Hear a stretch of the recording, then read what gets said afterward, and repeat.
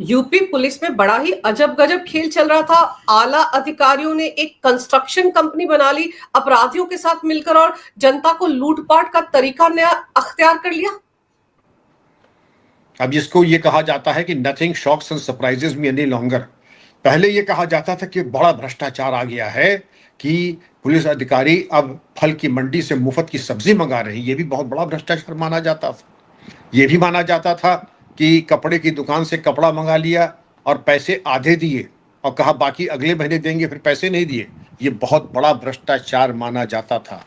आप संभवतः कानपुर नगर का जो प्रकरण है उसकी तरफ आप संकेत दे रही हैं। अभिषेक दुबे अधिवक्ता के गिरोह को लेके मैं गिरोह कह रहा हूं, भले ही उसमें 3 राजपत्रित गेस्टेड ऑफिसर पुलिस के हों, एक इंस्पेक्टर हो, केडीए के जो उपाध्यक्ष हैं उनके 2 पीए हैं, लेकिन गिरोह तो फिर गिरोह है, चाहे उसमें कोई भी सदस्य हो। लेकिन जो चीज स्तब्ध करने वाली है, क्या बलरामपुर और क्या कानपुर, क्या हमारा ऐसा शिथिल नियंत्रण हो गया है कि हम अपने नीचे जो रोग एलिमेंट्स हैं, जो आपराधिक तत्व हैं, उनको देख नहीं पा रहे हैं? मैं आपको ले जाता हूं उत्तर प्रदेश में 1981 या 82 की बात होगी। श्री नरेश कुमार वर्मा पुलिस महानिदेशक थे। एक डिप्टी एसपी ने किसी भले आदमी के वाहन में मादक पदार्थ रखा था।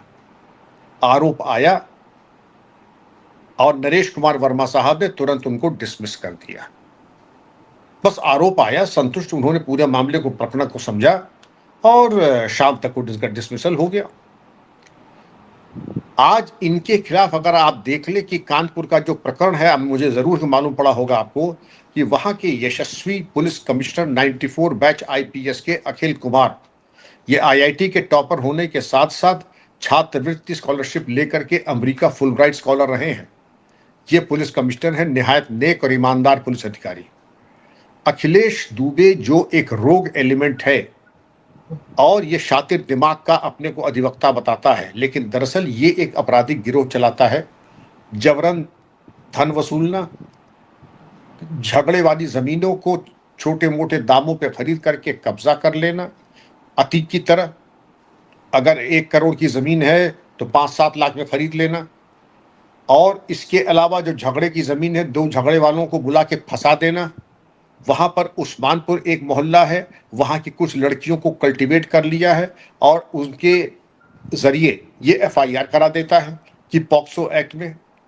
कानपुर के एक बीजेपी नेता है, प्रतिष्ठित नेता है, रवि सतीजा, इनके ऊपर पॉक्सो एक्ट इसने लगवा दिया। थाना 534/24 और इसी दिसंबर 24 में इन्होंने एक मुकदमा पॉक्सो का इनके खिलाफ लिखवा दिया। तो रवि सतीजा जी मानसिक रूप से इतना विक्षिप्त हो गए कि उन्होंने कहा कि मैंने सल्फास मंगा लिया था खाने के लिए, आत्महत्या करने के लिए, क्योंकि मैं किसको किसको ये जवाब दूंगा कि मैं बेगुनाह हूं। अब इनके बारे में अगर आप चीज देखिए कि इन्होंने ऐसा कौन सा काम की नहीं किया है अखिलेश दुबे ने। इन्होंने रवि सतीजा और एक होटल व्यवसायी है सुरेश पाल, इसको भी इसी तरीके से ब्लैकमेल किया। उस्मानपुर जो गिरोह है लड़कियों का, उनको आगे कर देता था, फिर जब बातचीत सेटल हो जाती थी तो उनसे एप्लीकेशन वापस ले लेता था। फिर क्या, लड़कियों की उम्र ज्यादा हो गई है, ये मनमाने तरीके से लड़कियों की डॉक्टरी करा लेता था। और आप बताइए रिश्वत कितनी मांगता था, किसी से 20 करोड़, किसी से 5 करोड़, किसी से 10 करोड़। प्रॉपर्टी में डिस्प्यूट पैदा कर देगा।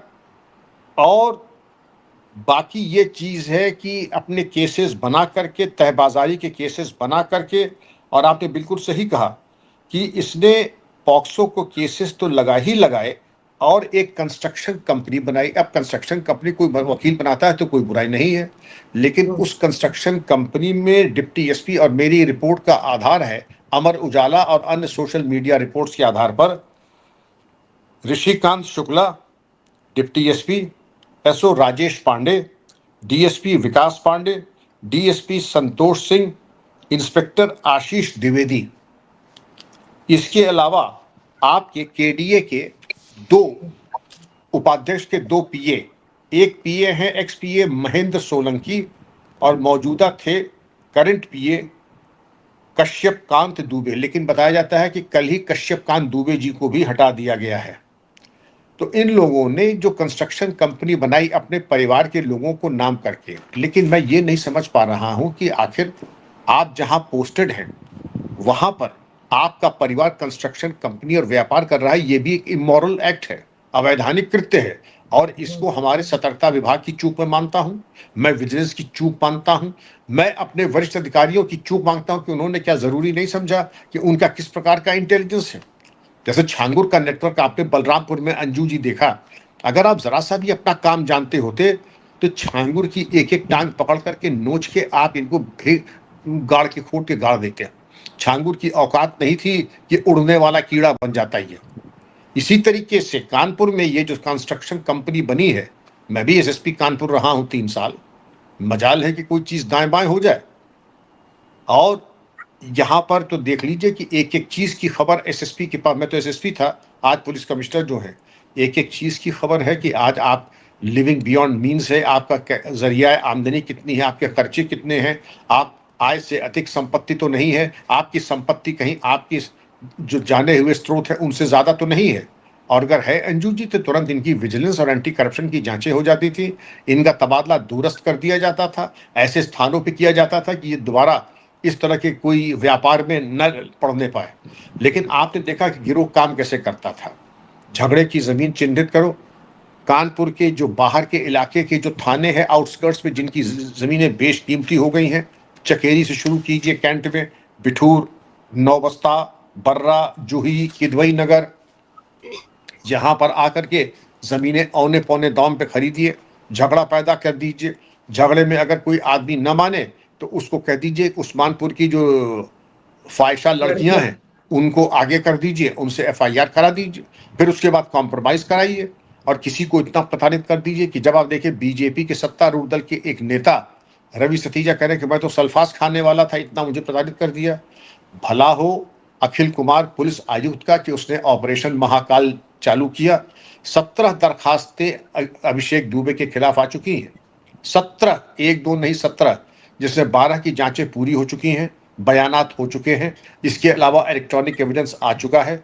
और मैं चाहूंगा कि इस पे जल्द से जल्द जो केसेस जो रजिस्टर होने हैं जल्दी हो जाएं।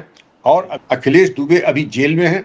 अखिलेश दुबे ने अभी एक और शगुफा छोड़ा है, जेल में रहते हुए उन्होंने लीगल नोटिस अखिल कुमार को भेजी है कि आपने जो है बहुत अपने पद का दुरुपयोग किया है, आप लोगों से धन ऐंठते हैं।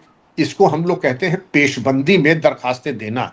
जब आदमी की दुम में आग लगती है तो offence is the best defence. अगले का मनोबल गिराने के लिए आप इस तरीके के अनर्गल आरोप लगा करके लीगल नोटिस देना, दरखास्तें देना और मानसिक रूप से आप तंग करने का। लेकिन उनको ये नहीं मालूम कि जो ईमानदार अफसर होता है वो इस तरीके के आरोप सुनने का, झेलने का अभ्यस्त होता है। क्योंकि सबसे बड़ी चीज यही है कि आप ये कह दीजिए, जैसे मान लीजिए कोई भी पुलिस कमिश्नर है या मान लीजिए डीजी है या डीआईजी है, आपने कहा कि आपने बड़ी संपत्ति बनाई है, तो हमने कहा भाई बता दीजिए कौन सी संपत्ति है, आप बता दें, ताजमहल है, कुतुब मीनार है, लाल किला है, कौन सी संपत्ति आप बता दीजिए। तो मान लीजिए उन्होंने आपकी 6 संपत्ति बता दी कि साहब आप जो है यहाँ पे सिविल लाइंस कानपुर में है, सिविल और प्रयागराज में है, यहाँ है। तो उसका तो एक ही जवाब है कि साहब जो हमने अपने एनुअल प्रॉपर्टी रिटर्न में जो संपत्ति घोषित की है वो है मेरी, और उसका स्रोत और कैसे मैंने प्राप्त की या कैसे विरासत मिली वो भी मैंने नौकरी में जिस दिन आया था उसी दिन मैंने व्यक्त कर दिया था। और जब हमने एक्वायर की तो शासन से पूर्व अनुमति लेकर के तब हमने लिया है। लोन लिया है तो लोन का हिसाब किताब है, अगर माता पिता ने दिया है तो उसका ब्यौरा दिया हुआ है। अब कह रहे हैं कि ये जो फालतू की संपत्ति है, तो उसका एक लाइन का जवाब है कि इसके अलावा जो भी संपत्ति आप मेरे नाम से कह रहे हैं, मैं उसको राष्ट्रीय प्रधानमंत्री के राहत फंड में दान कर रहा हूं। हमारी प्रॉपर्टी जो हमारी अपनी है वो तो हम कह रहे हैं हमारी अपनी है, जो आप कह रहे हैं कि मेरी है वो मेरी नहीं है, लेकिन अगर आप समझते हैं तो उसको मैं दान करता हूं प्रधानमंत्री राहत कोष में। आप दान करा दीजिए राहत कोष में। वो आप करा नहीं सकते क्योंकि आपके पास न कागजात है न आपके पास कोई प्रूफ है। अगर प्रूफ हो 1% भी तो आप प्रधानमंत्री राहत कोष में उसको जमा करवा दीजिए। लेकिन वो उसको करा नहीं सकते क्योंकि ना उनके पास कागज है। लेकिन एक वातावरण बनाने के लिए, एक आपका मनोबल गिराने के लिए इस तरीके की हरकतें लोग करते हैं। पर सर ये जो पॉक्सो के तहत लड़कियों का इस्तेमाल किया जा रहा था इन सब की तरफ से, आप सोचिए जब ये थाने में पहुंचते होंगे तो ये पुलिस अधिकारी पहले से ही बंदोबस्त कर देते होंगे, उनकी एफआईआर तो तुरंत लॉन्च होती होगी। वहां पर भी तो कितना बड़ा खेल था।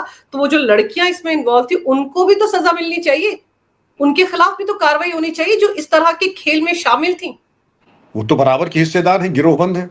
आप क्या समझती हैं कि वो लड़कियां या लड़कियों के माँ बाप मुफ्त में काम कर रहे थे? ये पूरा एक नेक्सस और एक गैंग था।